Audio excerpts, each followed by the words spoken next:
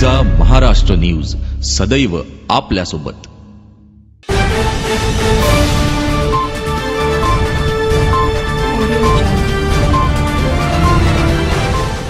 सांगलीतील एका कार्यक्रमात राज्याचे उपमुख्यमंत्री अजित पवार यांनी भाजपचे प्रदेश अध्यक्ष यांना शिंगावर घेतले आहे। उपमुख्यमंत्री अजित पवार यांनी भाजप प्रदेश अध्यक्ष देवेंद्र फडणवीस यांना आव्हान दिले। दुष्काळी मदत मंत्र्यांच्या नेत्यांना मिळाली हा फडणवीसांचा आरोप खरा निघाला तर मी राजकारण सोडेन, अन्यथा फडणवीसांनी राजकारणातून बाजूला व्हावं असं आव्हान त्यांनी दिले। मोदीप्रमाणे देवेंद्र फडणवीसही थापाडे झाले आहेत। दुष्काळी मदत निधीबाबत ते जे आरोप करीत आहेत त्यात तथ्य नाही असेही अजित पवार यांनी यावेळी सांगितले। शिवसेनेच्या खासदारांना कशाची मस्ती आली आहे? रोजा असताना मुस्लिम बांधवाला चपाती कशी भरवता? राज आणि उद्धव ठाकरे हे राज्यांचे नेतृत्व करू शकतात काय? त्यांनी कोणती संस्था काढली आहे काय? अशा प्रकारे अनेक टोले अजित पवार यांनी कार्यक्रमादरम्यान दिले आहेत।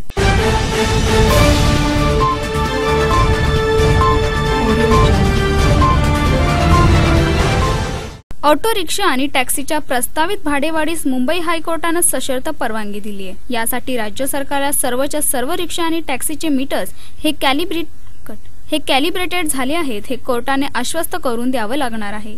ऑटो आणि टॅक्सीच्या प्रस्तावित किमान 2 रुपये भाडेवाढीच्या विरोधात ग्राहक मंचातर्फे हायकोर्टात याचिका करण्यात आली आहे। या संदर्भातील सुनावणी दरम्यान न्यायालयाने राज्य सरकारला आज हमीपत्र देण्यास सांगितले।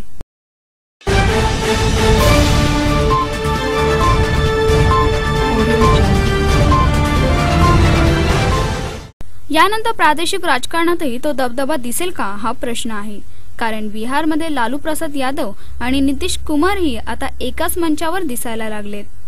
महाराष्ट्रात मोदी नावाचं वादळ रोखण्यासाठी काँग्रेस, एनसीपी, एसपी, बीएसपी यांची आघाडी होण्याचे चिन्ह दिसत आहे। महाराष्ट्रात विधानसभा निवडणूक जवळ येते आणि राजकीय विरोधक आणि मित्र पक्षांमध्ये मोठी सुदोपसुंदी पाहायला मिळते। महाराष्ट्रात भाजप नेते अमित शहा यांनी वेळोवेळी लक्ष देण्यास सुरुवात केल्याने काँग्रेस राष्ट्रवादीच्या नेत्यांच्या झोपेचं खोबरं झालं आहे। मागील लोकसभा निवडणुकीत भाजप शिवसेनेला विधानसभेच्या 288 मतदारसंघापैकी 242 जागांवर आघाडी मिळाली होती। यावेळी भाजप शिवसेनेसोबत आरपीआय, आठवले गट, स्वाभिमानी शेतकरी संघटना यांसारख्या संघटना आहेत। यावेळी सत्ताधारी काँग्रेस राष्ट्रवादीनेही आघाडीचे दरवाजे सत्ताड उघडे ठेवले आहेत। बिहार मॉडेलचा पुढचा प्रयोग महाराष्ट्रात होणार आहे। बंद दारामागे आघाडीचा शेवटचं रूप देण्याचा प्रयत्न सुरू आहे। समाजवादी पार्टीचे नेते अबू आझमी म्हणतात, सेक्युलर मत एकत्र राहण्यासाठी बिहारच्या धर्तीवर महाराष्ट्रात काँग्रेस राष्ट्रवादीसोबत येण्यास आम्ही तयार आहोत। अल्पसंख्याकांवर बऱ्यापैकी प्रभाव असणाऱ्या समाजवादी पक्षाने 2009च्या विधानसभा निवडणुकीत कुणाशीही आघाडी न करता 4 जागा जिंकल्या होत्या। तसेच काँग्रेस राष्ट्रवादीला 8 ठिकाणी पराभूत करण्यास कारणीभूत ठरले होते। बीएसपीला एकूण 6% मतं मिळाली होती। मायावतींच्या बसपाला विदर्भात चांगली मतं मिळतात। आघाडीत बसपा आल्यास ही मतं विरोधकांवर प्रभावी ठरतील आणि आरपीआय, आठवले गटालाही मात देता येईल। तसेच काँग्रेसला बसपापासून होणारं नुकसानही यामुळे वाचणार आहे। सध्या सर्व सत्ताधारी पक्षांपुढे सरकार वाचण्याचं मोठं आव्हान यावेळी आहे। या आघाडीला राज ठाकरे यांच्याकडून अप्रत्यक्षपणे मागील निवडणुकीत फायदा झालाय, तसा फायदा होण्याची अपेक्षा आहे। मनसेला गेलेल्या मतांमुळे शिवसेना आणि भाजपाला 50 जागांवर फटका बसला होता।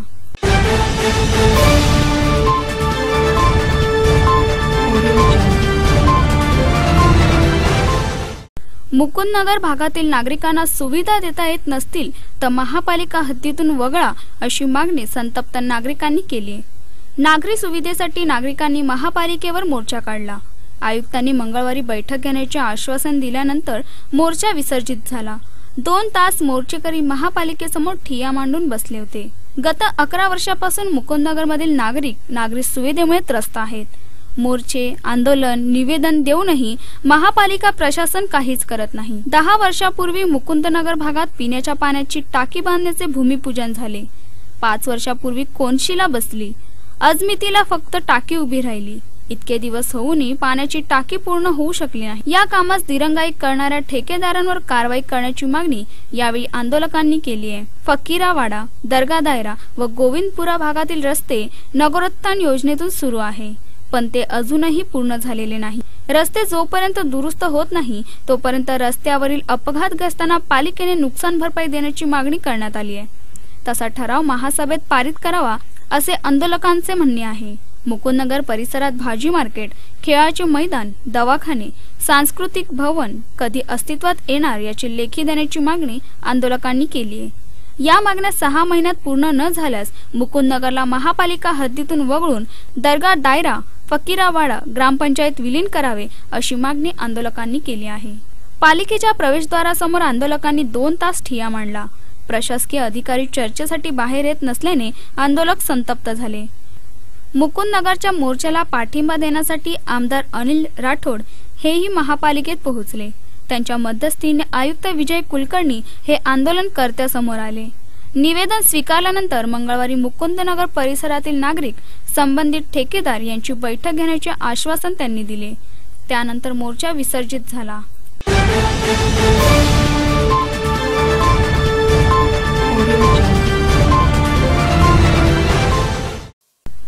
अनुसूचित जाती जमातीत समावेश करण्याच्या मागणीसाठी नाभिक समाजाच्या वतीने सोमवारी जिल्हाधिकारी कार्यालयावर मोर्चा काढण्यात आला आहे। यावेळी मोठ्या संख्येने नाभिक समाज बांधव उपस्थित होते। नाभिक मंडळाच्या नगर शाखेचे बाळासाहेब भुजबळ यांच्या नेतृत्वाखाली हा मोर्चा काढण्यात आला आहे। गांधी मैदान येथून निघालेला मोर्चा जिल्हाधिकारी कार्यालयासमोर आला। जिल्हाधिकारी कार्यालयासमोर आलेल्या मोर्चाचे सभेत रूपांतर झाले। शासनाच्या याविषयीच्या धोरणावर जोरदार टीका करण्यात आली।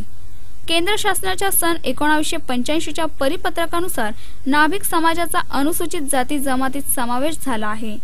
इतर राज्यातील नाभिक समाजाचा या प्रवर्गात समावेश करण्यात आला आहे।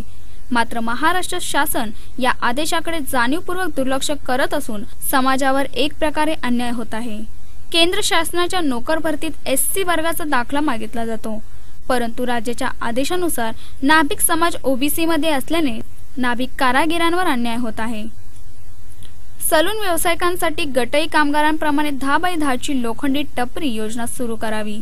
नाभिक समाजास मोफत वैद्यकीय सेवा सुविधा मिळाव्यात अशी मागणी यावेळी दिलेल्या निवेदनात नमूद आहे।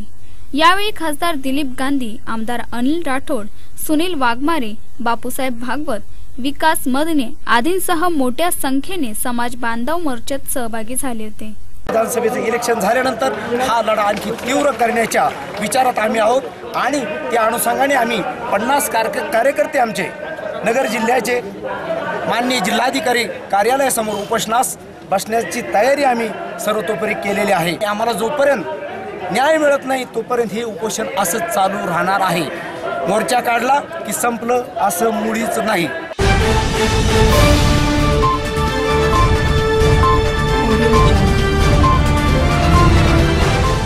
पंढरपूरमध्ये रेस्ट हाऊसमध्ये धनगर समाजाची मीटिंग झाली। त्यामध्ये चक्का जाम आंदोलन करणार आहे। 15 जून पासून राज्यात धनगर समाजाला एसटी आरक्षणाची अंमलबजावणी झाली नाही तर 16 तारखेला होणारी सोलापूर येथील पंतप्रधान नरेंद्र मोदी यांची सभा होऊ देणार नाही असा इशारा धनगर समाजाचे कृती समितीचे अध्यक्ष जयंत बागडे यांनी दिलाय। ते म्हणाले, दोन्ही पक्षांनी आम्हाला फक्त आश्वासन दिले आहे, आमची फसवणूक केली आहे, आम्ही आमच्या समाजातील उमेदवार उभे करणार आहोत असे त्यांनीही स्पष्ट केले। भारतीय जनता पार्टीचे जे राज्यातले नेते आहेत त्यांना आम्ही 2-3 वेळा विनंती केलेली आहे की एक शिष्टमंडळ घेऊन आपण पंतप्रधानांकडे गेलं पाहिजे, पण त्यांची अजून कार्यालयातनं तारीख मिळालेली नाही आणि जर मग तारीख मिळत नसेल, आम्हाला अपॉइंटमेंट मिळत नसेल तर त्याच ठिकाणी तेच नरेंद्र मोदी सभा कशी घेऊ शकतील, आम्ही ते कदापि सहन करणार नाही। की याही आघाडीने दिलं नाही, महायुतीने दिलं नाही तर तुम्ही कुठं जाचाल। जर आम्हाला दोघं बाजूला ठेवत असतील तर महाराष्ट्रातल्या 100 ठिकाणी धनगर समाजाचे उमेदवारच एवढे तरबेजाने ताकदीचे आहेत की आम्हीच त्या ठिकाणी समाजाच्या निवडणुका लढवू। आम्हाला कुठल्याच पक्षाची गरज नाही जर आम्हाला कोणी फसवत असेल तर।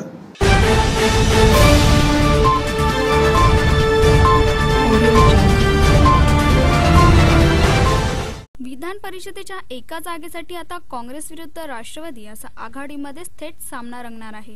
विधान परिषदेच्या एका जागेसाठी काँग्रेसच्या वतीने माजी आमदार मोहन जोशी यांनी उमेदवारी अर्ज भरलाय तर राष्ट्रवादी काँग्रेसच्या वतीने प्रदेश अध्यक्ष सुनील तटकरे यांनी उमेदवारी अर्ज दाखल केलाय। शिवसेनेकडून मात्र कोणीही उमेदवारी अर्ज दाखल केला नाही।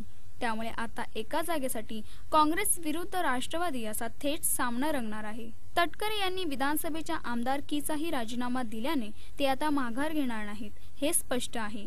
तर चर्चेतून मार्ग काढू अशी प्रतिक्रिया उपमुख्यमंत्री अजित पवारांनी दिली आहे। शिवसेनेचे विनायक राऊत खासदार झाल्यानं त्यांच्या रिक्त जागेसाठी विधान परिषदेची ही पोटनिवडणूक होणार आहे।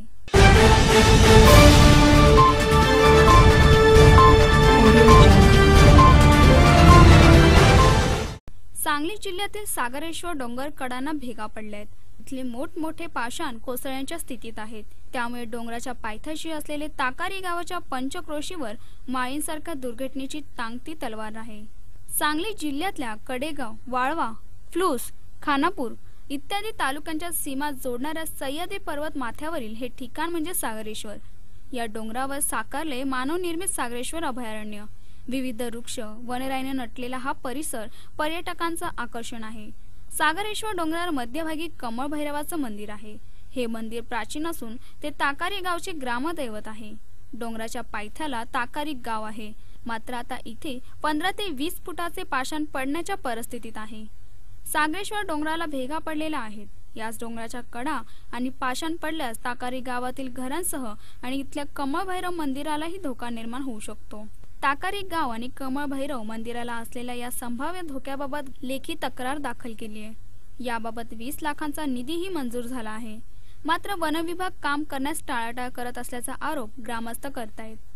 या संदर्भात निधी मंजूर झाला असला तरी बांधकाम विभागाकडून अंदाजपत्रक तयार होऊन आलं नाही असं सरकारी उत्तर सागरेश्वरचे अभयारण्याचे वन अधिकारी देत आहेत। मात्र हाच पाषाण किंवा डोंगरकडा कोसळून माळींसारखी मोठी दुर्घटना घडल्यास त्याला जबाबदार कोण असा संतप्त सवाल ताकारींचे ग्रामस्थ विचारतायत।